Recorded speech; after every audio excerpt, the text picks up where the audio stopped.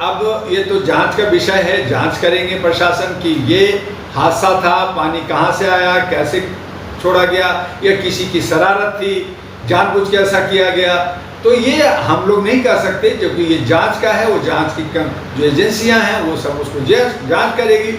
लेकिन बेसमेंट के अंदर कौन सी ऐसी बड़ी पाइप थी कि अचानक उसमें पानी आता है और उसमें करंट आता है और बच्चे जो है 1-2 मिनट भी समय नहीं मिलता उसको बाहर निकलने का, और वहां पे उनको करने लगता है और वो मर जाता है। जर्नलिस्ट महोदय, आज सभी लोग खाओ की बाजार शुरू है, सब पैसा पैसा, वैश्विक युग में खाली पैसा चाहिए, कोई व्यवस्था नहीं।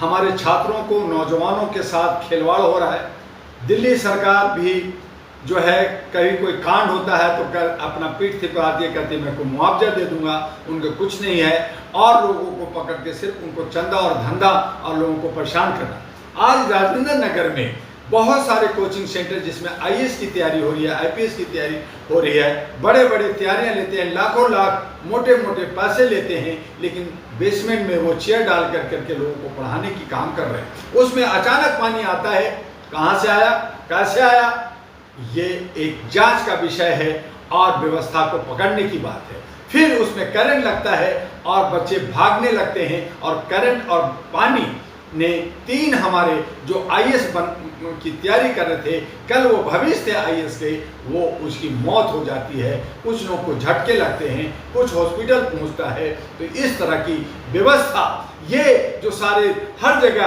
कोचिंग का, चाहे वो मेडिकल का हो, चाहे इंजीनियरिंग का हो, चाहे आईएएस का हो, चाहे चार्टर्ड अकाउंटेंट का हो, ये सारे के सारे कोचिंग सेंटर हैं, इनका एक तो रजिस्ट्रेशन नहीं है, इन पे सारे धंधा, पुलिस धंधा कर रही है, चंदा खा रही है, और दिल्ली सरकार और व्यवस्था चंदा और धंधा कर रही है। तो ऐसी सूरत में हमारे नौजवान का, हमारे बच्चों का भविष्य खत्म हो रहा है। और जो मोदी जी गारंटी लेते हैं, हमारे जो एजुकेशन मिनिस्टर अशोक प्रधान जी वो गारंटी लेते हैं, ऐसा नहीं हुआ, वैसा नहीं हुआ, और इस तरह से हमारे बच्चों की जान जा रही है। इसकी जवाबदेही कौन लेगा? एक तरफ जब यही बात न्यायपालिका में जाती है तो न्यायपालिका भी इधर उधर कर करके टाल मटोल कर देती है। छात्रों के साथ कोई उसका जो है संज्ञान नहीं है। आज नीट में भी उसका नीट नहीं होता, कहता नहीं चोरी हुआ। एक 300 करोड़ खाता है, कोई 30-40 लोग अरेस्ट भी होते हैं, सीबीआई की इंक्वायरी भी होता है, लेकिन ढाक का 3 बात, छात्रों के भविष्य को इन लोगों ने डार्क बना दिया है। और कहीं ना कहीं सरकार जो है वो चाहती है कि लोग पढ़े ही ना, लोग जो है अनपढ़ और गंवार रहे, और तब हमारे देश के कर्णधार जो हमारे विष्णु के अवतार हैं, वो कहते हैं कि पढ़ के लिख के क्या करोगे, पकोड़ा बेचो। तो यही छात्र को एक संदेश मिलता है, उनकी मन की बात सुनाई जाती है। 112 में मन की बात चल रही है। तो राजेंद्र नगर की घटना एक पहली घटना नहीं है। ऐसे हमारे कोटा के अंदर और हमारे अन्य जगहों में भी छात्रों के साथ हो रहा है। कहीं पे वो खुद डिप्रेशन में अपनी जान छात्र दे देते हैं, कहीं पे हमारे जो है शिक्षा व्यवस्था में हमारे उसके साथ अच्छे माहौल नहीं होने की वजह से, उसकी सुरक्षा नहीं होने की वजह से, और उसकी इंश्योरेंस नहीं होने की वजह से ये सारे कांड होते हैं। मैं इसकी भर्त्सना करता हूं और सरकार से और प्रशासन से मांग करता हूं कि ये चुस्त दुरुस्त होकर के, चूंकि ये कहीं ना कहीं वो नेता का बेटा भी हो सकता है, जज का भी बेटा हो सकता है, और एक बड़े व्यापारी का भी बेटा हो सकता है। ये जरूरी नहीं है कि वो गरीब का बेटा हो। तो बेटा बेटा है, छात्र छात्र है, और छात्र को किसी जात पात की राजनीति में ले जा करके, ये राजनीति का गेम ना खेल करके, उसकी तमाम समस्याओं पे प्रकाश डालते हुए उसे उसका सोल्यूशन, उसका जो है समाधान निकालनी चाहिए, ताकि बच्चों को। एक सवाल है, आपने बोला प्रशासन से जांच की मांग, लेकिन सवाल ये खड़ा होता है, करीब वहां पे 150 कोचिंग संस्थान ऐसे जो इलीगल तरीके से चलाए जा रहे हैं, तो क्या प्रशासन के देखरेख में सब हो रहा है क्या? बिल्कुल सही कहा। मैं बार बार कह रहा हूँ कि उस राजेंद्र नगर में, पटेल नगर में, आपका पश्चिमी पटेल नगर में, और लक्ष्मी नगर में, मुखर्जी नगर में, आपका जो है और कई दिल्ली के अन्य क्षेत्रों में, और अब तो नोएडा में, ये लोगों ने सब जो है कोचिंग का धंधा बना रखा है, लोगों को गुमराह कर रखा है, उसको भविष्य का आईना दिखाते हैं। और यहाँ जहाँ जो बड़े पैसे वाले हैं वो तो बिना पढ़े 12वीं फेल, वो जो है डॉक्टर नीट पास कर जाते हैं, 12वीं और ग्रेजुएट सिंपल अच्छा ग्रेजुएट, और ग्रेजुएट ना भी करो तो आप आईएएस बन गए, उनको नॉमिनेट कर दिया जाता है। ये देश की दुर्भाग्य है। और ऐसी सूरत में उनकी देख रेख, उसकी जांच, उसकी रजिस्ट्रेशन, उसका एक चार्ट, उसका लिस्ट होना चाहिए। और सरकार का दायित्व और ड्यूटी बनता है कि कौन सही और कौन गलत है, उस पर बंदिश और पकड़ होनी चाहिए। लेकिन ये तो पुलिसिया राज है कि पैसा दो और धंधा करो।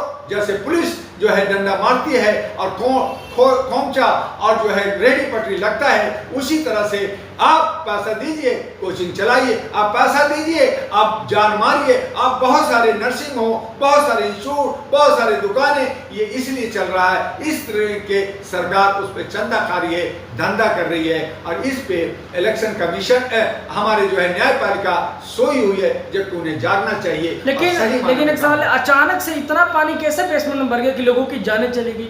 यही तो है कि एक तो दिल्ली के अंदर बारिश नहीं है, थोड़ी बहुत बारिश होती है तो नाले बंद हो जाते हैं, सड़क जाम हो जाता है, पानी भर जाता है, उसकी निकासी का कोई रास्ता नहीं है। वो वहाँ पे किस तरह से बेसमेंट में पानी घुसा, कहाँ से रोड का, कहाँ का पानी, कौन सा पाइप फटा, उसकी जांच का है। उसको पहले क्यों नहीं देखा गया था? और उस बेसमेंट में क्लास लेने की क्या जरूरत थी? क्या ऊपर के हिस्से में उनको जगह नहीं मिलता? तो इस तरह से वो कम पैसे में ज्यादा लूट की संख्या बनाते हैं। पूरे दिल्ली में बेसमेंट में क्लास लेने की अनुमति नहीं ले, इसके बावजूद भी वहाँ बेसमेंट में लाइब्रेरी में पढ़ाया जा रहा था। बिल्कुल, तो उसके जो मालिक है, उसके प्रोपर्टी है, उस पर एक्शन होनी चाहिए।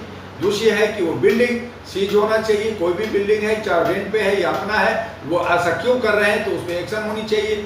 वो एक्शन सरकार लेगी भी, लेकिन हो सकता है चंदा धंधा करके बाहर निकालने रुक जाती है।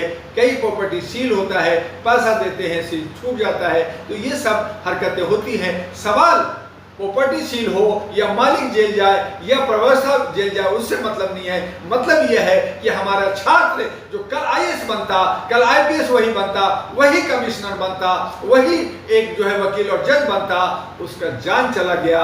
वो अरबों लाखों करोड़ों का एक कीमत रखता था, वो हमारा देश का भविष्य था, उसकी जान गई। उसकी भरपाई कैसे होगा?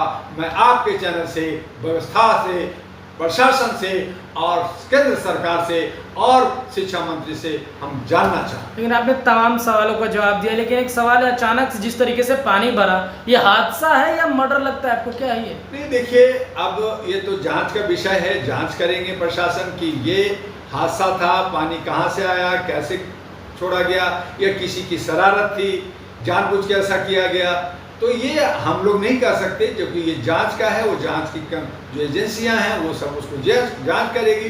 लेकिन बेसमेंट के अंदर कौन सी ऐसी बड़ी पाइप थी कि अचानक उसमें पानी आता है और उसमें करंट आता है और बच्चे जो है 1-2 मिनट भी समय नहीं मिलता उसको बाहर निकलने का, और वहां पे उनको करने लगता है और वो मर जाता है। दिल्ली सरकार के तमाम मंत्री ट्विटर पे ट्वीट कर रहे हैं इसकी जांच होगी, लेकिन अभी तक धरातल पे कोई भी मंत्री नहीं पहुंचे। नहीं, वो अतिशी गई हैं, आज गई थी अतिशी, और लोग भी गए हैं, काफी लोकल लीडर भी गए हैं। तब वो लोग सब और कह रहे हैं कि अब ये जो है मौत पे लोग राजनीति कर रहे हैं। तो मेरा भी कहना है कि मौत पे राजनीति नहीं, सही तरीके से छात्रों के साथ ये जो अव्यवहार हो रहा है, छात्रों के साथ ये असुरक्षा की जो तरीका है, बड़े हम उम्मीद से गांव देहात करके बच्चों को हम घर बेच करके, अपना पेट काट करके बच्चों को शहर दिल्ली भेजते हैं कि वो कोचिंग करेगा, हमारा बेटा आईएएस डॉक्टर इंजीनियर बनेगा, और वो वहाँ उसको मौत मिलता है। तो ये दुर्भाग्यपूर्ण है, ये चिंताजनक है, और इस पे पूरी तरह से संज्ञान ले करके इस पे एक्शन होनी चाहिए। और ये कभी भविष्य में कहीं ऐसा ना हो, इसकी पूरी व्यवस्था, ये पूरी जो है देख रेख दिल्ली सरकार के अंदर आता है, दिल्ली सरकार को करनी चाहिए। ये सिर्फ पानी देंगे, अरे पानी दे के मार रहे हैं और शराब बेच के मार रहे हैं, और ये जो है जेल जा रहे हैं। ये भ्रष्टाचार नहीं होगा और भ्रष्टाचार कर रहे हैं। तो ये आम आदमी पार्टी जो कहा उससे उल्टा कर करके लोगों को जान से खेल रहे हैं और कहते हैं कि मैं ईमानदार पार्टी हूं। इससे बड़ा भ्रष्ट और इससे ज्यादा करप्ट आज तक पार्टी हमने नहीं देखा। इन पार्टी को खत्म होना और दिल्ली के अंदर राष्ट्रपति लगाने की मांग डॉक्टर दुआ करता है।